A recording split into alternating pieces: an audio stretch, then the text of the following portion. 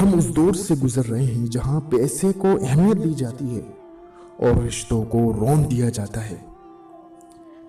ایسے جذبات کو آگ لگا دو جو تمہیں کسی دھوکے باز کے پیچھے رونے پر مجبور کرتے ہیں۔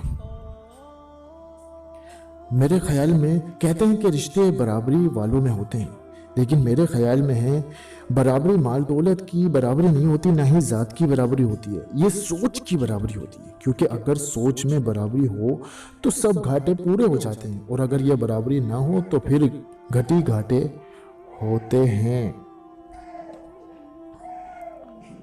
اگر آپ کسی کو پسند نہیں کرتے یا برا سمجھتے ہیں تو اس بات کو اپنے تک رکھیں، دوسرے لوگوں کے ساتھ اگلے بندے کی برائی کر کے ان کو اپنے عظیم مشن کا حصہ نہ بنائیں۔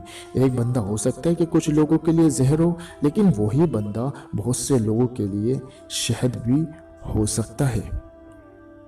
لہجے اور الفاظ کی خوبصورتی وہ خصوصیات ہیں جو آپ کو اندیکھے انسان کا دیوانہ بنا دیتی ہے۔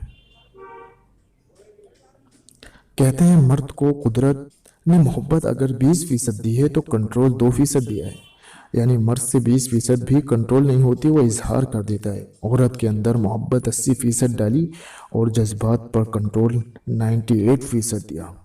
شکریہ، جزاک اللہ، thanks for watching, like and subscribe my channel.